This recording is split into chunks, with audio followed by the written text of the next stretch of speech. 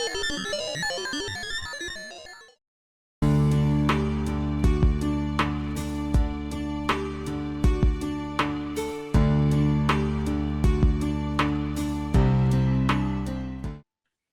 I'm Eileen Bild. I am with Hotel Talk. And today I have Miss Judy Lemon with me, and she is one of the contributors for the new book, Mayhem to Miracles. Hi, Judy. Hi, Eileen. It's good to be back again. Yes, it's good to have you back, and I'm excited to share more of your story, which you titled When Spirit Calls. So, Judy is a shamanic practitioner of the Rio Napo lineage in Peru. She's also a certified trauma therapist with a private practice in Southern California. She brings her extensive experience and knowledge into her work of helping others to develop their own spiritual gifts. And she can be found at judylemon.com. I love your story because it shows how, things happen in life that can really take us down a deep, dark cave and into that rabbit hole. And it can seem like it's insurmountable, but yet we find ways, or we're guided to come out and actually become stronger. So your journey was pretty interesting, and you were in this dark place and you went through these various stages, but you came out with this beautiful gift and have become a shaman and a teacher. So start with the beginning and share with us your journey. Well, I was married for a long time, and one of the reasons I married, who's now my ex-husband, is because I trusted him. Like so many of us, we meet our share of rats and unsuitable partners. But I thought I'd finally found one that I would ride off into the sunset with. Um, and I realize now I was also a very different person than the person who you're speaking to today. Um, it's hard to say exactly where we started moving apart. I think it may have been when I learned to meditate and hear the voice of my higher self back in the early 90s. That showed me that there really is something else out there. But because my ex husband didn't share in the practices or really have any practices of his own, it began to be hard to relate. We were relating to different things. So, long story short with that, it's like a true detective story finding out about his girlfriend. And so, I mean, some of it was kind of dumb when you hear these dumb criminal stories. For those of you who are interested, read the story in the book and I'll tell you, how I discovered it. But it was traumatic, after so many years, somebody you trusted. And I was over in London pretty much on my own. My family was here in Southern California, my sister, my good friends. So, yeah, and then he brought his girlfriend to London and he was putting her in my face. And I didn't really have any resources. So I moved in with this other magical practitioner who I'd been taking classes from at a very Harry Potterish type of shop in Covent Garden. Oh my goodness. That was one of the biggest nightmares. But I think it just is a testament to the human spirit as how low can you go and keep going. The long story short of that is I realized that my dreams of being in London and being a rock star, which is what brought me over there in the first place, were at an end. My rich life in the West End, champagne and caviar, up to abrupt halt. Not supposed to be doing this anymore. Then to make matters worse, I have to move back in with my parents. Here I'd been a world traveler, pretty wealthy, doing things, and all of a sudden I'm back in mom and dad's abode. I'm very grateful for it now. My mom said, you can come back and get your life in order. You either have to go back to school or get a job, which of course is very sensible. But it was like I knew there was something else out there. So once my divorce finally came through after 4 years, because my husband was in another country, I came back here, our lawyers were in London. I mean, talk about a fiasco. But finally, I had some money, and I hear this little voice going, and now you are going to go to the jungle and start working with plant spirit medicine. I'm like, oh, I am, huh? I've learned that as bizarre as these things that come in, they're the voices that I need to listen to. So I'll do some research. If something sounds pretty far out, I will sit with it. And this is something I talk about with my clients. If you get instructions to suddenly leave your family, go sit on top of Mount Everest, or find the guru of your dreams, why don't you sit on that for about a week and see if you still feel the same in 10 days? So I sat with it. Nope, gotta go, gotta go. And that was the trip that changed my life. There I was, coming out of the depths of my despair, and I met my first teacher.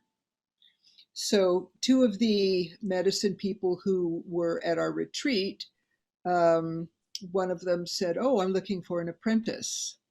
And here's me thinking I'm like Carlos Castaneda and he's Don Juan. I'm like, oh, I can't believe this. This is so cool. I had no idea what I was signing up for. It was the hardest thing to go from, you know, big city life in London and then Southern California to the middle of the Amazon jungle. And I'm not talking about a nice jungle camp that they have now, because this was back in the days before most of them had camps. We're living in the jungle with the bugs and the snakes and the pumas. Um, so Wow. that's what really made me realize I'm strong enough to face a lot of these things. That was, nearly 20 years ago. So um, it took me a while to realize why that all had to happen. Had I continued on with my rich life in the West End, I maybe I'd be rich, or continue on with all that lovely stuff and having Harrods next door. But I love what I do. I love it when somebody comes in and they've got this look like I can't go on any farther. And I'm thinking, oh boy, I can relate to that. So, I thank Spirit for putting me through all of that, because it allows me to relate to my clients, and to say, if I could do it, so can you. So can you? Yeah. So it sounds like it was a personal journey of uh, kind of going from who you thought you should be to being guided through those hardship to discover your authentic self and who you are meant to be there and be of service to others who are going through the same thing or similar. And since you went through it, came through it stronger, and now you're able to guide them through their path and their journey to become stronger. Um, I would think that that culmination of going from the divorce to your parents to Peru, I mean, those are like three totally I different, know. environments. And what would you say was like each one of those, I would think, had a turning point of you being able to shed that person you were when you were in London, and each of those stages you became um, more in alignment with who you are. So, kind of like if there is a way for you to describe when you're going through the divorce, and then or when you had that experience with your ex, but then you transition to the U.S. with your parents, and what it was like emotionally, or part of that personal growth to go from that stage to this stage, and then from your parents to Peru, and then from Peru to who you are now. tell you, I felt like the world's biggest loser, Mm. because, I had been in bands, and that was my biggest dream, was to be a professional musician, and we had been in bands in California, had some songs on the radio, but I'd always been enamored of the British music scene. So that was my biggest dream. And to actually successfully relocate there and live there for such a large part of my life, and then to have it yanked out from under me to come back to live in with my mom, who I had had a very challenging relationship with. I just thought, my God, I'm like this middle aged loser. You know, maybe what she kept telling me about myself is true. But, you know, basically it's one step at a time. And this is another thing I work with people, because oftentimes when people come in, they go, I want to know what I'm going to do in a year. And I was like, that's a little bit too far away, believe it or not. What we do is we just ask, what is our next step? And your next step may just simply be get yourself out of bed tomorrow morning, you know, make yourself a cup of coffee. And these little steps, like here, here, here. And all of a sudden, there you are.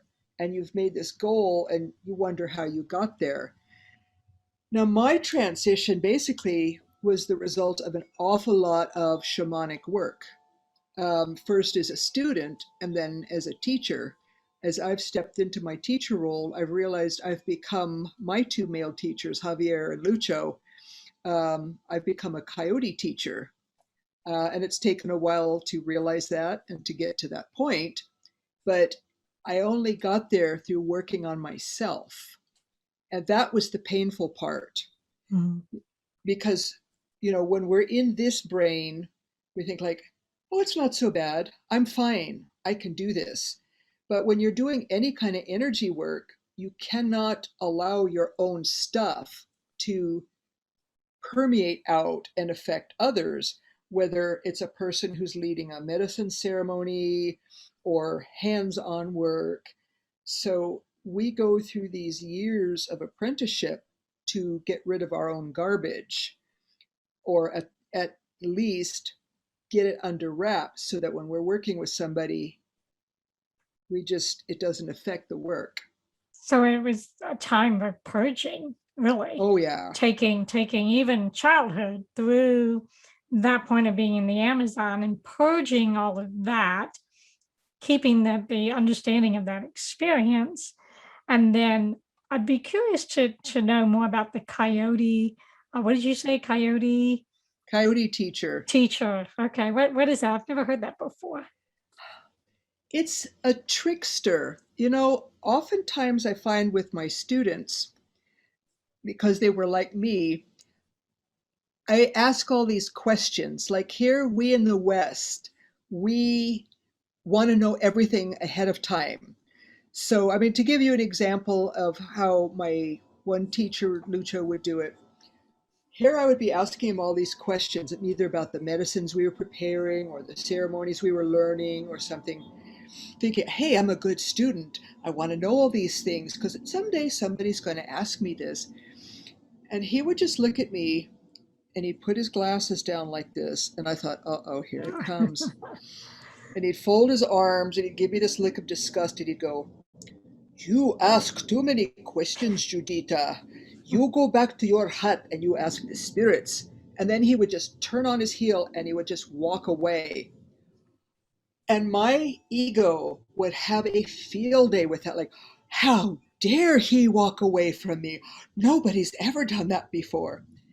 That kind of thing is coyote teaching, because it's uncomfortable. It's tricking you, because he had to keep doing stuff like that because my ego wanted to know exactly what was going to happen. And when you're working in the shamanic realms, you can't have that, because the energy is flowing in the universe, and it may go down this path, but it may go down that path. And you have to be open and present so that you can follow it, rather than, oh, this is what I did here. This is kind of like that. Ah, this is sort of like that. So this new experience is going to be like that. So it was a series of things like that where they had to trick me so that I would get out of my head. And the ultimate result of that is to stop looking out so that you develop your teacher within. Because if you're going to be like a shamanic teacher, practitioner, or healer, you can't be asking outside. You have to have that connection with your higher self, for the spirits, the divine, whatever you want to call. I call mine my amazing spirit crew because that's the way I see them. I don't Right. I don't do my work alone, but had it not been for my teachers tricking me and rudely walking away or making me uncomfortable, I probably would have taken a longer time to develop this connection with my spirit crew because they're really the ones who do all the work. I'm just the conduit. So during that time and since then, do you get that voice that says, be still? Yeah, or just shut up. Shut up and sing.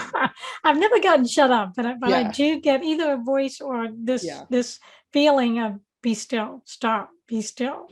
So that it allows me to get out of my head, and whatever needs to come to or through You'll be me frozen. will present itself. And have you ever had that time where it's like a booming voice? It's not here and it's not your own voice, but it's like in that in between space. One of the things that I've had to learn is the difference in the voice of the ego and the voice of spirit, regardless of what your version of spirit is.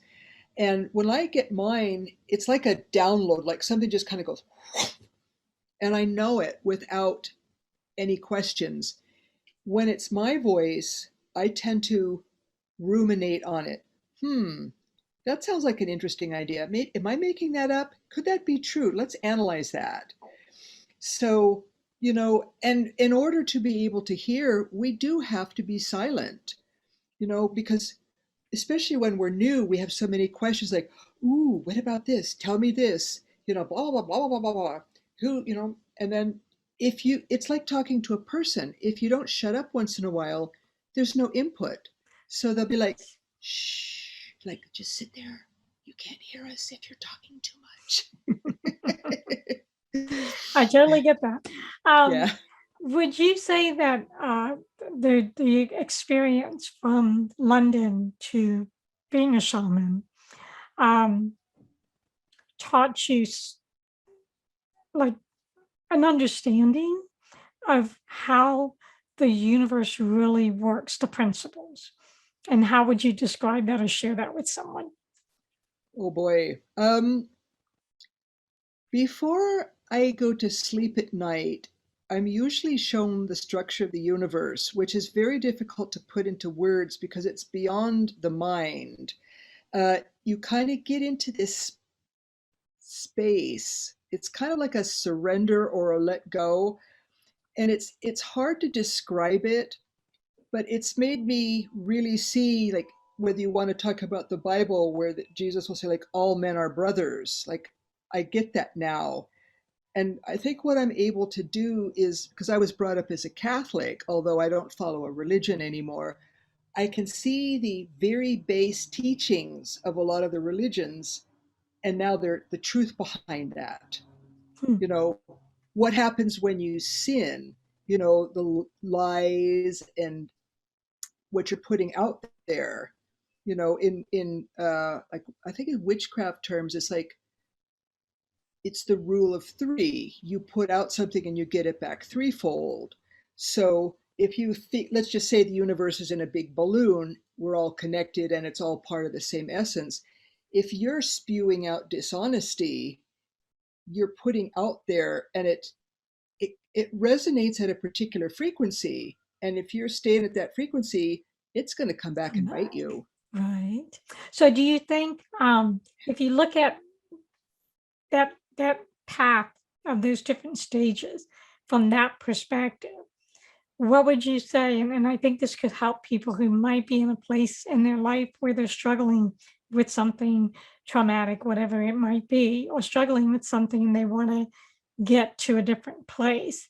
Um, what do you think from your experience that was a misunderstanding or a lack of connection that caused the experience with your ex? And I know in the book you said when you moved back home, there was a turning point in which your relationship with your mom changed because of something that you did. Yeah. And then from there, you went to Peru, and then and what you've shared so far, you went through personal changes again. So how did that shift your perspective of what you just shared as far as how the universe works? It really is what you put into it and being aware of the messages that are there. Like, I believe I've gotten to where I'm at now by following the inner guidance. This is something that many people want to develop. I certainly have students that I work with for their spiritual development, because once you learn to work from your heart brain and your gut brain rather than this brain, you're in the flow, and you work with the energy that's flowing in the universe. And it's like an amazing guidance system. It may take you down these bizarre paths. Like, if I would have looked back all those years ago to who I'm at now, I would have said, how am I, what? I thought I was going to be a famous rock star. This wasn't quite in my life plan. So, it's about being open to what spirit brings you. It's what I call the will of the universe. So when we're in Yeah. our when we're in our passion and we feel fulfilled, then the will of the universe works through us to bring that to others. Because I do believe we're here to be a service to ourselves, but also to bring that of which is part of the universe, but also part of us to others who may need it. And so Yeah. I've absolutely found that, especially since I've become a trauma therapist, that the people who have similar backgrounds to mine, although the details are different, they somehow find me. And then they come in and they look a bit tentative, and then they'll say, well, I've got this issue that you'll probably think is really strange. I'll go, you're talking to somebody who thinks about strange? And then they start talking, and I'll say, let me tell you something, and I'll relate a little bit about mine. And then they're like, well, I think when they realize they're not alone, right. because this is the biggest thing when people are going through trauma, it's very isolating, because nobody can understand what you feel like in your body. And it's important to reach out and get help in some way, because trying to do it alone, like I did, when I was in England and my husband was bringing his girlfriend to London and all that other stuff, um, it's awful. It's crushing. Well, not only that, but it impacts your sense of self and your self-confidence and your self-esteem. And you think to yourself, why would he do that? Here I was giving and giving and giving. And why was that not appreciated and valued? What was wrong with me? And I think a lot of women go through that, not so much because of someone in their life that's not honest and truthful, but feeling valued, heard, and understood. And it sounds like part of your journey was to develop that sense of self to where you didn't need to be validated by outside sources in order to be strong. And Yeah. yeah, Yeah, I mean, I realized too that our split was 50-50. In no way am I blaming him completely. I was a very different person all those years ago.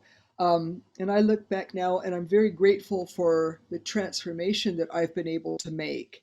Um, to make a real transformation, you have to suffer. This is what my teachers always say, because in that suffering, you're present. It's not about sitting on a couch and eating a bunch of bonbons and, binge watching Netflix, although that's an awful lot of fun too. You know, you have to be willing to look at the celestial mirror that they hold up and go, oh, am I doing that? Okay. And then what do I do to fix that? although I do believe that as I continue to go through my own challenges, um, which these days is fewer and less impactful. that although there is that belief that we must go through trauma in order to transform, I believe that we can minimize it. You know, Yes. the more that Yes. we are aware of that trauma, where maybe it's coming from, where we're part of that, the quicker we can move through it. And I think, and yeah, and I think something you could agree with being a trauma therapist is we tend to stay in that trauma too long, longer than we need to. Yeah. And understanding, you know, what is it that we need to do to take that first step to get out of it. So maybe you can share a little bit about what your first step was in order to get out of that cycle of going from London to your parents to Peru. You know, what do you think was that first step that enabled you to transform?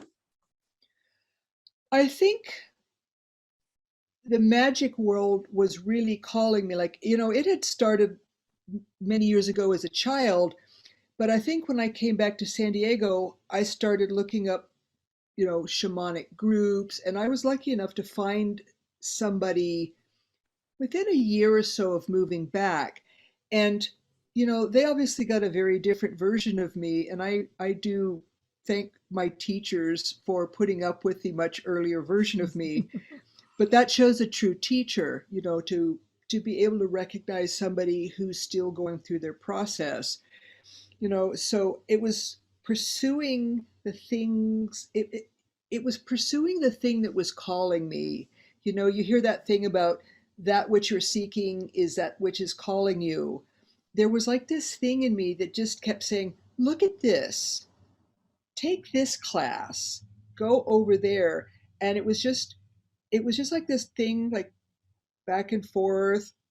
It was never a straight path, but over time, it was like peeling off these onion layers, and I would realize I would say I'd go spend time in Peru and do loads and loads of medicine. And I could see things coming off, like I would have to face my demons and then you only have to do it once. If you get the lesson, you don't have to keep going through those hells.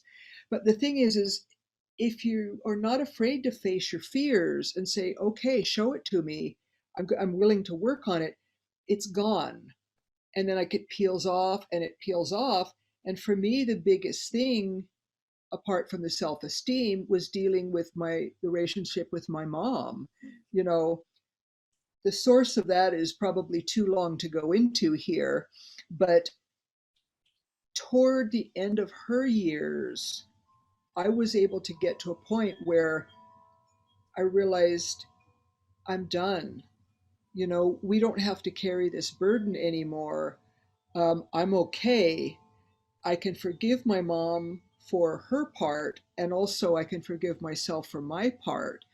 And the end result was it completely changed our family dynamics. And even my brother in law, who doesn't know anything about shamanism, he's just a salt of the earth dude, he saw it. He goes, I don't know what you do. I don't know. I don't want to know what you do. But he goes, I want you to know I see the difference in the family. And I was pretty like, That's awesome. yeah. And the end result for me was that I was able to tell my mother I loved her before she died. And the peace that that gave me is worth all the work I've done. Well, and I think you hit on a good point. It's about that inner peace or that peace, the letting go, and really coming into that point of balance in the now, where you're not carrying the past and you're not worrying about the future. Yeah. And somehow energetically, it just dissolves all that tension and all that energetic stress that was between the various people that would be involved. What a gift, right? You know, you have to be willing to let it go too, because after many, many years of trying to decide, figure out what did my mom do to me, blah, blah, blah, constantly like searching for the thing, I just got to a point where, what am I really looking for? Like, what's the point in continuing this? You know what? I'm just ready to let this go. And I did a ceremony. Somebody facilitated something for me where I purposely called in my mom and I said, our contract is done. That which we came into this life together for, we've now completed. And I set you free and you set me free. And I saw my mom in her much younger years, like, because they were both veterans of World War II. Mhm. And then I went into this very intense death sequence. And then I went into a rebirth sequence. Yes. And that was very changing as well. What comes to mind is that it was all surrounded and infused with love, that unconditional love energy. Yeah. Yes. Yeah. It wasn't like, I hate you. I'm done. Get out of here. It was like, no, we've traveled this road together and we've come to the end of that road. You know, let's let go and do something else now. So That's the it's hard part. it is the hard part, the letting go, yes, and Yeah. going into that space of peace and quiet, because I think that egoic part of us wants to be vindicated and be right in that feeling of being wronged by somebody else, Yeah. and but that's not what it's about. It's No, not about right or wrong. It's no. about transformation and growing into that that um, that spiritual essence of who we are born as, and being willing to let go. Um, Beautiful story. I love how you were able to come through each of those stages and become stronger, and now you help others to to find their path and to step onto their life journey in that space of love. So, if you have any words of advice, or I'm sorry, words of wisdom that someone who's listening today and they want some hope or some inspiration, what would you say to them? Reach out. Reach out. This is the hardest part. When we're suffering, we tend to go into a shell. And I know that, I've suffered from depression a good lot of my life, although fortunately those instances are more and more in the past. So I know what it's like when you get into a shell, whether it's trauma, depression, or whatever. The thing is to reach out to somebody because that's what changes the energy. You know, do something, whether it's maybe it's even like going for a walk in nature, because when you make a step to change the energy out there, you'll get your next step. You might be sitting under a tree, somebody walks by, or you start talking to somebody, or you get an idea, oh, I think I'll go for a coffee, and then you meet somebody. The main thing is to reach out, you know find somebody like me or another kind of therapy that resonates with you. Like, just do Something. something. Do something. Absolutely. Well, I'd love Yeah. for people to reach out to you. So, if you will repeat again your website and where people can find you. It's just judylemon.com, JUDYLEMON.com. That's simple enough. Yes. Well, this has been wonderful. Thank you for sharing, and I love your journey and love what you're doing now. So we will definitely, hopefully, find some other opportunities to talk a little bit more about shamanism, maybe, and some of the things that you do to help others. But in the meantime, thank you for being on the show again, and we will talk again in the near future. Thank you very much, Eileen. It was a, You're it was a welcome. pleasure again. Bye. Bye bye.